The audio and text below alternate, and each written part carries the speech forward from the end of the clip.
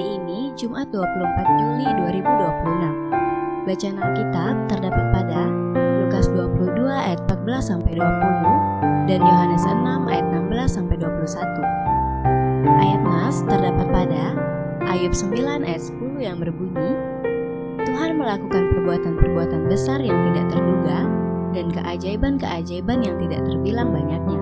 Dan yang kedua terdapat pada 2 Korintus 4 ayat 14 yang berbunyi, kami tahu bahwa Ia yang telah membangkitkan Tuhan Yesus akan membangkitkan kami juga bersama-sama dengan Yesus.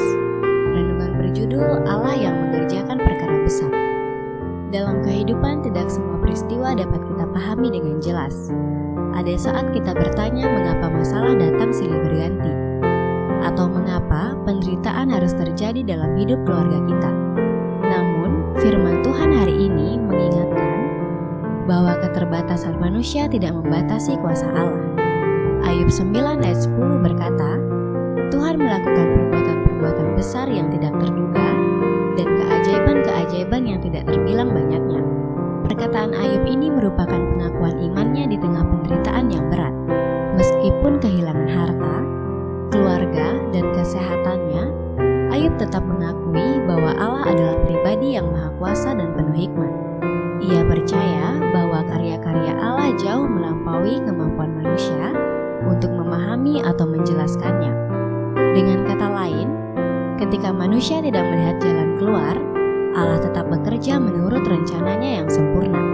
Pengharapan yang sama juga dinyatakan oleh Rasul Paulus dalam kitab 2 Korintus 4 ayat 14. Di tengah berbagai penderitaan dan tantangan pelayanan, Paulus tetap setia dan tabah karena ia yakin bahwa Allah yang telah membangkitkan Tuhan Yesus juga akan membangkitkan semua orang yang percaya kepadanya. Kebangkitan Kristus menjadi jaminan bahwa penderitaan dan kematian bukanlah akhir, melainkan ada pengharapan dan kehidupan yang disediakan Allah bagi umatnya. Kedua ayat ini mengajarkan bahwa kuasa Allah melampaui segala keterbatasan manusia.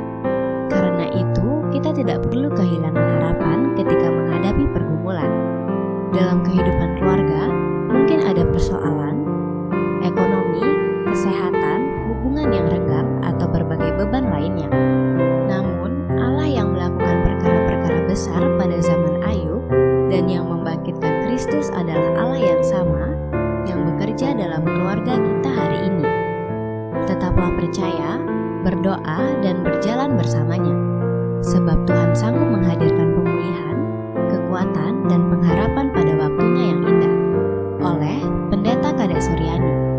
Doanya, ya Tuhan, Engkaulah Allah yang mengerjakan perkara yang besar dalam hidup kami. Dalam segala kelemahan kami mau tetap percaya dan berserah penuh kepada Tuhan. Amin. Saya Adel, Widya Asih Singaraja, salam bumi bersukacita dalam damai sejahtera. Terima kasih.